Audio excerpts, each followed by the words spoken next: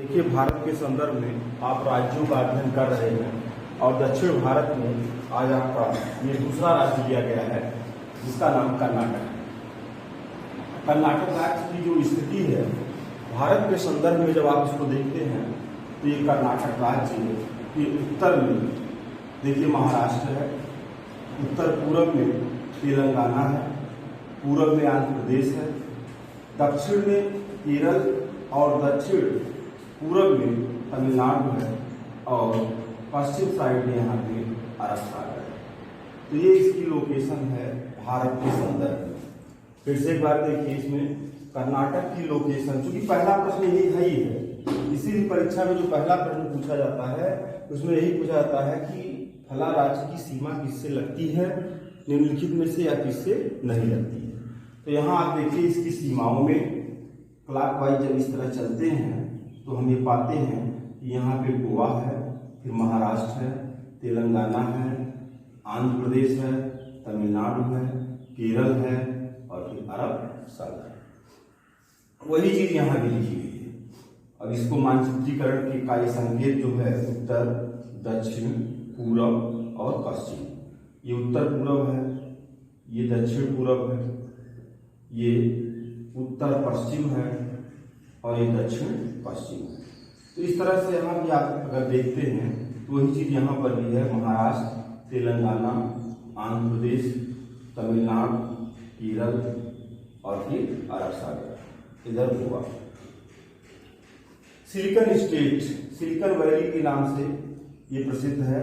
अब आप इस चीज को जानते हैं और ये एक चित्र होता है जो कंप्यूटर में प्रयुक्त होता है और यहाँ पे शासन के संबंध में ये जैसे नंद वंश है, मौर्य वंश है, सातवाहन वंश है।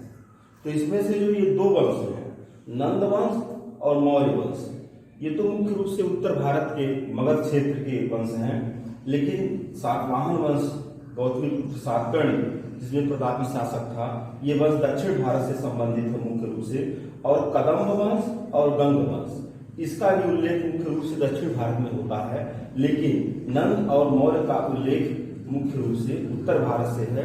लेकिन तब भी वहां तक भी लोगों के शासन की सूचना विभिन्न अभिलेखों से प्राप्त होती है। अब इस चीज का अध्ययन आप वहां करेंगे जब आप पढ़ेंगे इतिहास के अंतर्गत इन वंशों के बारे में, तब वहां इसको देखा जाएगा। एक स्थान यहाँ पे कर्नाटक में है श्रावणबेलगोला। श्रावणबेलगोला इस नाते प्रसिद्ध है क्योंकि यहाँ पे चंद्रगुप्त मौर्य अपने जीवन के अंतिम समय में संलेखना के द्वारा अपने प्राण को त्याग किए थे। तो संलेखना का मतलब है जैन धर्म की एक परंपरा जिसमें भूख, प्यास, उपवास के द्वारा अपने प्राण को त्याग दिया जाता है, उसी को संलेखना या संखारा प्रथा कहा जाता है। यहाँ पर जैन संत गोमतेश्वर की प्रतिमा है जिसका निर्माण गंग वंश के किसी राजा का नाम उल्लेख नहीं है, किसी राजा के मंत्री चामुंड राय ने करवाया था। ये भी एक महत्वपूर्ण प्रश्न हो गया। श्रावणबेलगोला में गोमतेश्वर की प्रतिमा का निर्माण गंग वंश के राजा के मंत्री चामुंड राय ने करवाया था। फिर आप ये देखते हैं तो अंग्रेजों के जमाने में पेशवाओं का जो शासन था 1818 तक, टीपू सुल्तान का 1799 तक, इनकी पराजय के उपरांत कर्नाटक में ब्रिटिश शासन स्थापित हुआ। और एक प्रश्न कांग्रेस के अधिवेशन से संबंधित है, भारतीय राष्ट्रीय कांग्रेस जिसकी स्थापना 1885 में हुई थी, तो उससे संबंधित ये प्रश्न है कि एक अधिवेशन जिसमें गांधी जी ने अध्यक्षता की है, यहाँ पे देखिए 1924 में, वो है बेलगांव कांग्रेस अधिवेशन। तो बेलगांव कभी कभी कुछ भी लिया जाता है किस राज्य में है, या गांधी जी ने किस अधिवेशन में अध्यक्षता 1924 में की थी, इस तरह से प्रश्न इसमें आपका बनता है। तो इतिहास का भी प्रश्न है, क्योंकि इतिहास और भूगोल जब आप उस स्थान को जान जाते हैं तब आपका ज्ञान और भी आसान हो जाता है, क्योंकि उसकी जो प्रतिमा होती है वो मस्तिष्क में बन जाती है। फिर यहाँ पे लिखा गया है 1956 में इस राज्य स्वतंत्रता के बाद पुनर्गठन आयोग, राज्य पुनर्गठन आयोग जो 1953 में बना था, तो उसके बाद यहाँ पे 1956 में इसका नाम मैसूर राज्य था। और पहले के समय अंग्रेजों के समय में भी नाम मैसूर ही था इस राज्य का नाम, और 1973 में इसका नाम कर्नाटक हुआ। अब यहाँ पर हम थोड़ा सा इसके प्रमुख जिले की चर्चा करते हैं, अधिकांशतः इसमें जिले ही हैं और उसकी चर्चा करते हैं, तो स्थान का नाम जब स्पष्ट हो जाता है तब तो और आसानी होती है। जैसे ये तो मान लीजिए अभी आपको यहाँ बताया ही गया, इस तरह से इसकी जो सीमाएं बन रही हैं, जिसमें गोवा, महाराष्ट्र, तेलंगाना, आंध्र प्रदेश, तमिलनाडु, केरल, अरब सागर, पूरा कन्नड़ तट, ये कर्नाटक का जो समुद्र तट है इसे कन्नड़ तट कहा जाता है और लगभग 400 किलोमीटर की लंबाई है इसकी। इसके प्रमुख स्थानों में जैसे यहाँ से देखिए बीदर है, ये जिला ही है, बीदर है, एक दो को छोड़ करके बीदर, गुलबर्गा, यादगीर, रायचूर, ये रायचूर जिला है, वल्लरी या वेल्लारी भी कहा जाता है कभी कभी इसको, फिर चित्रदुर्ग है, तुमकुर है, दवाड़गेरे है, चिकबल्लपुर है, कोलार सोने की खान है, वेलूर यहाँ की, बेंगलोर या बेंगलुरु यहाँ की राजधानी है, फिर मांड्या है, रामनगर है, हासन एक स्थान है। तो हासन से भी हमने आपको बताया कि यहाँ भारतीय उपग्रह प्रक्षेपण संस्थान का एक स्टेशन है हासन, और एक स्टेशन है दक्षिण अमेरिका में फ्रेंच गुआना कोरू में है, तो वहां से संपर्क दोनों का स्थापित रहता है। तो जो शोध संस्थान है दोनों आपस में मिल करके कार्य करते हैं। हासन जिला है ये। इसके बाद फिर लिखा गया है चामराजनगर, फिर यहाँ मैसूर है, मैसूर जिसका पहले नाम ही इस पूरे राज्य का मैसूर था, मैसूर का युद्ध भी आप पढ़ते हैं इतिहास में। फिर यहाँ चिकमगलूर जिला है, चिकमगलूर जिला का उल्लेख यहाँ कई बार किया गया है। तो चिकमगलूर जिले में सबसे पहले कहवा के बागान भारत में लगाए गए थे, और कर्नाटक आप जानते भी हैं कि कहवा के उत्पादन में प्रथम स्थान रखता है, जिसमें इसकी जो भी प्रजातियां दोनों हैं वो प्राप्त होती हैं। फिर यहाँ पे मदिकेरी है, ये दक्षिण कन्नड़ जिला है, दक्षिण कन्नड़ जिला है, और दक्षिण कन्नड़ जिले में मंगलौर है। यही थोड़ा सा जिला, ये मंगलौर नहीं है बल्कि दक्षिण कन्नड़ जिले के अंतर्गत मंगलौर है, और मंगलौर और ये एक गोदीवाड़ा है या बंदरगाह है, जिसके बारे में जब आपने अभी पत्तन के बारे में पढ़ा था भारत के परिवहन के संबंध में, तब वहां पर इसका अध्ययन किया गया था। इसके बाद उडुपी है, शिमोगा है, और उत्तरी कन्नड़ जिला है, धारवाड़ क्रम की चट्टानें खनिजों की दृष्टि से सबसे संपन्न, अगर आपसे कभी पूछा जाएगा कि कौन सी चट्टानें खनिजों की दृष्टि से सबसे संपन्न होती हैं, तो उसका उत्तर धारवाड़ है। और अगर ये पूछा जाता है कि किस चट्टानों में कोयला सबसे ज्यादा मिलता है, तो आप उसका उत्तर गोंडवाना लैंड की चट्टान देंगे, उसमें 98% कोयला प्राप्त होता है। तो इसके बाद धारवाड़ हो गया। बेलगाम के बारे में आपको बताया ही दिया गया कि 1924 में गांधी जी ने कांग्रेस का जो अधिवेशन यहाँ पे हुआ था उसकी अध्यक्षता गांधी जी ने बेलगाम अधिवेशन में की थी। इसके बाद फिर बागलकोट है, बागलकोट के बाद फिर बीजापुर है। अब आप आगे बढ़ते हैं तो यहाँ देखते हैं कि यहाँ की सर्वोच्च चोटी मुलैयान गिरी है, 1912 मीटर ऊंचाई पर है, चिकमगलूर जिले में है, और इस राज्य के प्रमुख वृक्षों में सागौन है और चंदन है। नदियों में मुख्य रूप से कृष्णा नदी है। भारत के अपवाह तंत्र के अंतर्गत दक्षिण भारत की जो नदियां हैं उसका आपको विस्तृत अध्ययन कराया गया है, उसको आप देखेंगे, फिर से उसमें आपको जानकारी प्रदान की जाएगी। मुख्य नदी कृष्णा है, और इसकी सहायक नदियों में भीमा है, घाट प्रभा है, माल प्रभा है, तुंगभद्रा है, और तुंगभद्रा की सहायक हगरी है जिसका नाम वेदावती भी है। तो यहाँ पे इस तरह से प्रश्न पूछे जाते हैं कि माल प्रभा किसकी सहायक है, घाट प्रभा किसकी सहायक है, भीमा किसकी सहायक है, तुंगभद्रा किसकी सहायक है। तो इस तरह से दूसरी एक नदी कावेरी नदी है, जिसका उद्गम तो वहां पे बताया गया है, अभी आप उस पर जाएंगे तो वहां देखेंगे कावेरी नदी के बारे में। अपवाह तंत्र भी इसका विस्तृत रूप से आप पढ़े हैं, लेकिन यहाँ पे इसकी सहायक मुख्य रूप से हेमवती है, सिमस है, अर्कावती है, लक्ष्मण तीर्थ है और कादिनो है। अब कुछ और चीजों पर हम चलते हैं, राज्य के बारे में प्रमुख जानकारी प्राप्त करते हैं, जो कि मुख्य रूप से स्थानों से संबंधित है। तो सबसे पहले आप देखते हैं इसका क्षेत्रफल। क्षेत्रफल इसका कितना है? 1,91,791 वर्ग किलोमीटर क्षेत्रफल है। राजधानी इसकी बंगलुरु है। जनसंख्या 6,10,00,000 95,297। लिंगानुपात इसका 973 है। केरल का लिंगानुपात आपने पढ़ा था 1000 से अधिक है, 1024 के आसपास पढ़ा था आपने। भाषा कन्नड़ है। विधानसभा यहाँ देखिए द्विसदनीय मिलेगी। आपको बताया गया था कि 6 राज्य ऐसे हैं जिसमें विधानसभा द्विसदनीय है। पीछे के जो राज्य बताए जा रहे थे उसमें इसको बता दिया गया था कि दक्षिण में कर्नाटक, महाराष्ट्र, आंध्र प्रदेश और आंध्र प्रदेश से जो नया जिला बना है तेलंगाना, दक्षिण के यहाँ पे द्विसदन है। इसके बाद फिर विधानसभा की सीटों में 224-1 है। विधान परिषद में 75 सीटें हैं। राज्यसभा की 12 सीटें हैं। वन क्षेत्र 38,575 वर्ग किलोमीटर क्षेत्र पर है। अब शिव समुद्रम एक प्रश्न पूछा जाता है। शिव समुद्रम मांडवा मैसूर जिले की सीमा पर स्थित है।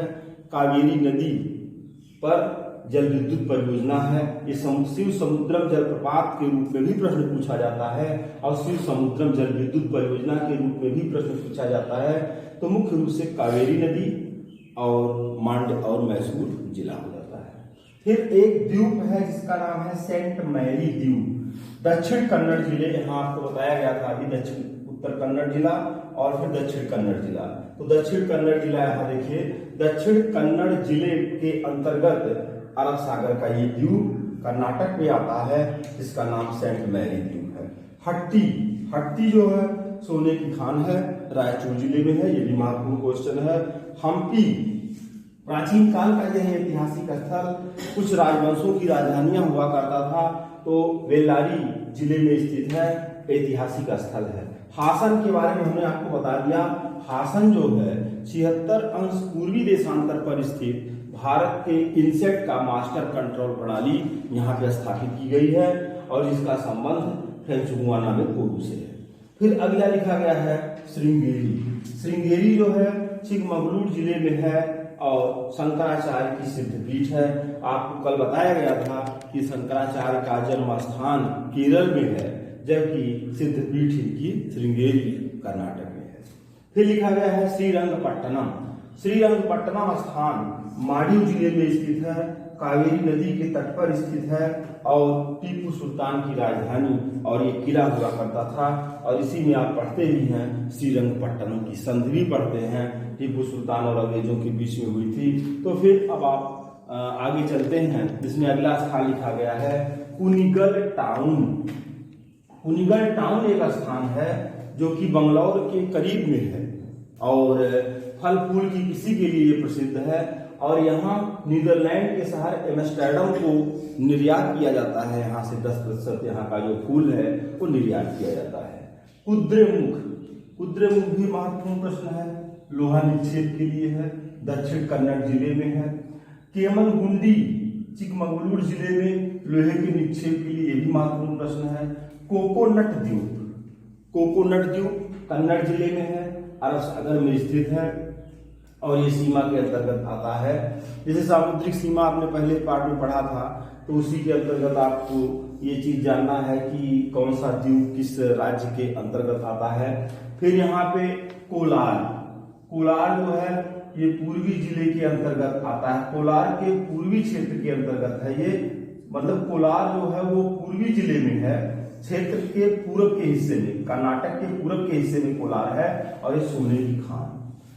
इसके बाद और इस चीज को आपको भी कई बार बताया गया था कि जब विभाजन हुआ तो उसमें सोने की खानों का बंटवारा हुआ, तो कुछ हिस्सा अफ्रीका में गया, विभाजन प्राकृतिक रूप से तय हुआ, तो वहां विभाजन जो हुआ तो कर्नाटक में हुआ और फिर अफ्रीका में हुआ और फिर ऑस्ट्रेलिया में हुआ।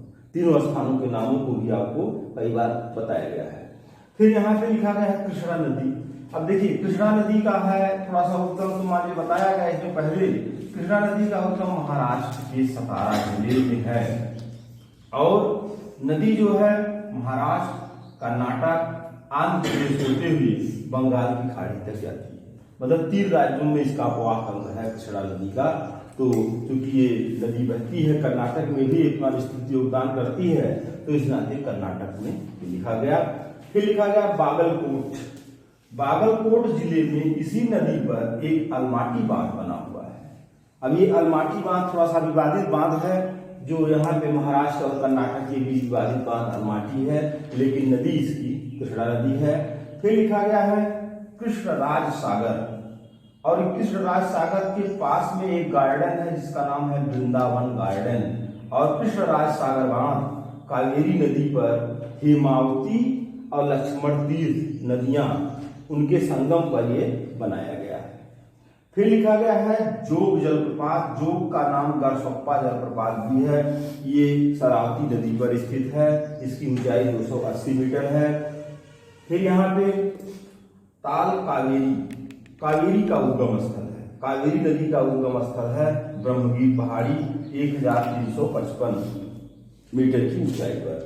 धारवाड़ जिले के बारे में आपको बता ही दिया गया, खनिजों की दृष्टि से सर्वाधिक संपन्न और अवसादी चट्टानों के लिए प्रसिद्ध है। नागरहोल नेशनल पार्क, नागरहोल जिसका नाम राजीव गांधी भी है, तो नागरहोल नेशनल पार्क कोडागू जिले में स्थित है। मुर्देश्वर द्वीप कन्नड़ जिले में स्थित है। बाबा बुदन की पहाड़ी बहुत महत्वपूर्ण प्रश्न है भूगोल की दृष्टि से। बाबा बुदन की पहाड़ी चिकमगलूर जिले में है। लोहा के निक्षेप के लिए भी प्रसिद्ध है, कहवा के लिए भी प्रसिद्ध है, इलायची के लिए भी प्रसिद्ध है। बंदीपुर कर्नाटक, ये तो राष्ट्रीय टाइगर पार्क के लिए बहुत बार परीक्षाओं में बंदीपुर पूछा जाता है, बंदीपुर राष्ट्रीय टाइगर पार्क। फिर यहाँ पे 2 स्थान और भी लिखे गए हैं, जैसे कारवाड़, कारवाड़ में कैगा परमाणु ऊर्जा संयंत्र है। बनरघट्टा बंगलौर जिले में भारत का प्रथम, ये देखिए बनरघट्टा से जो प्रश्न है कि भारत का प्रथम तितली उद्यान कहाँ स्थापित किया गया है, तो कर्नाटक के बंगलौर में, स्थान का नाम है बनरघट्टा स्थान है। फिर यहाँ पे करीब करीब सभी चीजें पूरी हो गई। फसलों में सुपारी है, काजू है, इलायची है। राष्ट्रीय पार्क में बनरघट्टा है, बंदीपुर है, कुद्रेमुख है, नागरहोल है और अंसी है। तो इस तरह से आपने कर्नाटक के संबंध में एक विस्तृत जानकारी प्राप्त की। ये जानकारी पर्याप्त है, इतना आप इसको समझेंगे, याद करेंगे तो फिर कोई दिक्कत इसमें नहीं है। और आगे फिर अलग कल दूसरे राज्य के बारे में आपको बताया जाएगा। और इसमें कुछ प्रश्न आपको अभ्यास के तौर पर दिए गए थे, कल आपके पास भेजे गए हैं, उसको देख लीजिएगा, उस पर उसको नोट कर लीजिएगा, जो नहीं आएगा कल बताया जाएगा। तो इसको देखने के लिए, सुनने के लिए बहुत बहुत धन्यवाद।